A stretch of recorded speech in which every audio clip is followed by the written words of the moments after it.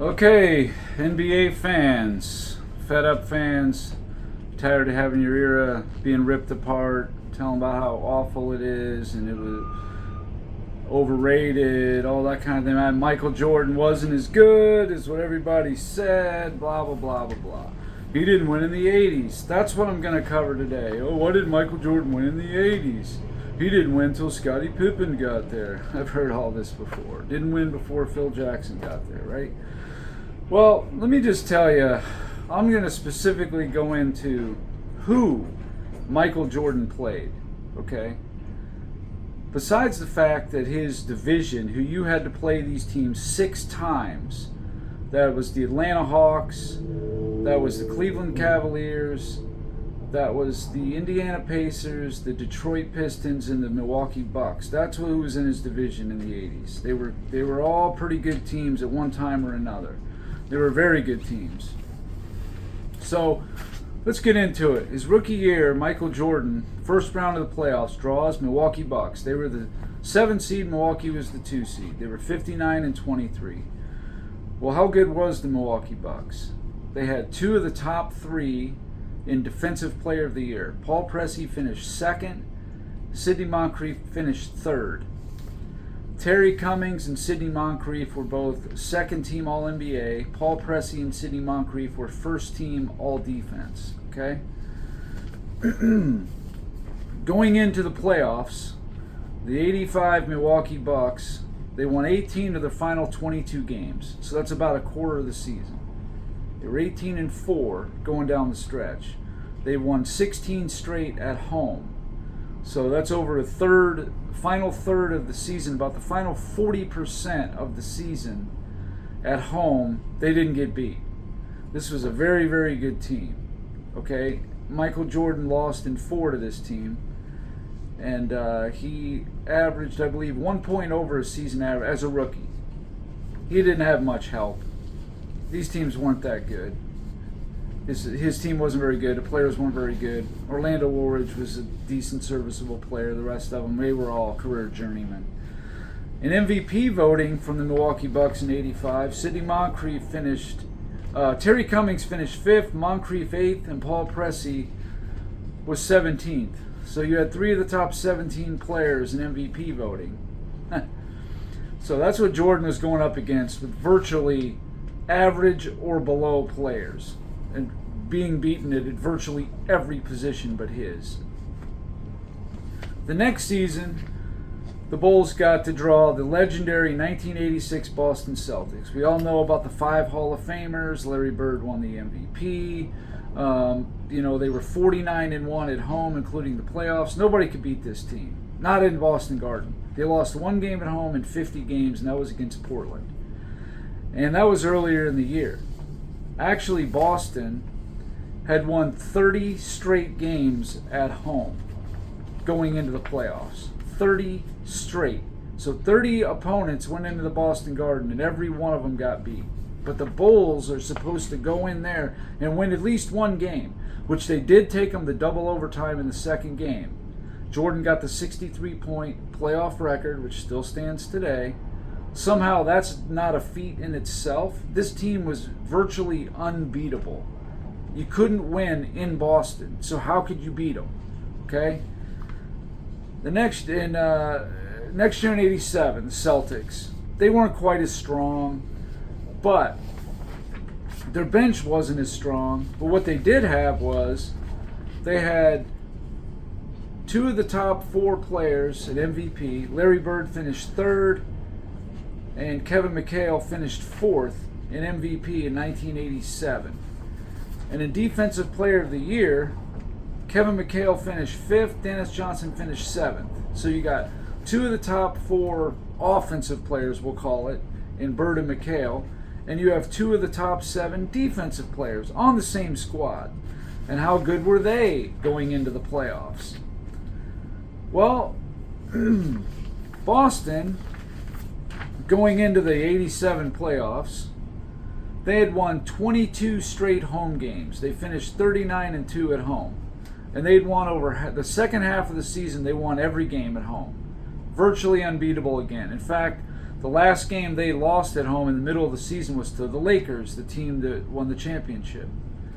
So that's, again, who the Bulls were supposed to beat. And they didn't really get any better.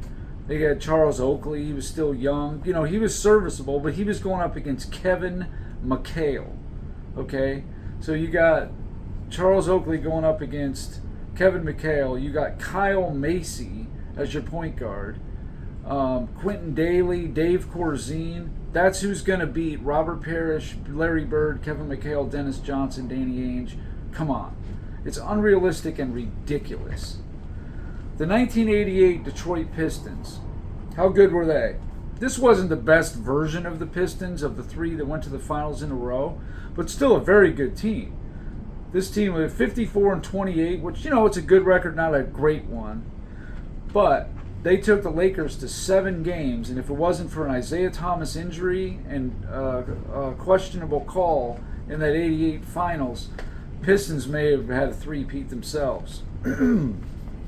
Going into the Eastern Conference semifinals, when they played the Bulls, they won 25 out of 28 home games going into playing the Bulls. So again, this team is almost unbeatable at home. But Michael Jordan is supposed to go in there and win. Now, granted, they were a 50-win team that year in 88.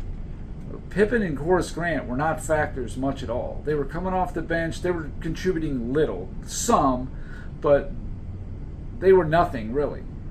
Michael Jordan had an historic season. He basically carried Chicago that year. And actually, in the first round in 88, I didn't mention this, Cleveland was 42-40, okay? They won 11 of their final 13 games. They were 11-2 going into the playoffs to play the Bulls. This is a 500 team. This should be like 6-5 or, 12-12, whatever, going into the playoffs. No, they were 11-2 at home, and they won 15 of their last 17 at home. This team's hot, okay? This isn't just, record may say 42-40, but the Bulls are playing them when they're at their hottest. And this was only a 6 seed. Bulls were the 3 seed. And it went 5 games. This is a 5-game series.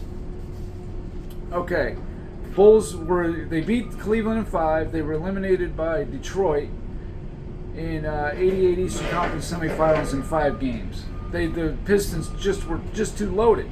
They had 4 Hall of Famers: Adrian Dantley, Joe Dumars, Isaiah and Rodman. Maybe Lane Beer might get in. I'm hearing rumors. There could be 5 Hall of Famers on that team. They were a very, very good team. Probably the deepest team was those 88 through 90 Pistons. They were just so deep, and they just wore you down with the physicality. And Jordan didn't have the teammates to fight back yet. Now the next year in '89, what happened was that division got a little stronger. While the Bucks took a slight step back, the Pistons made a jump. They went from 54 to 63 wins.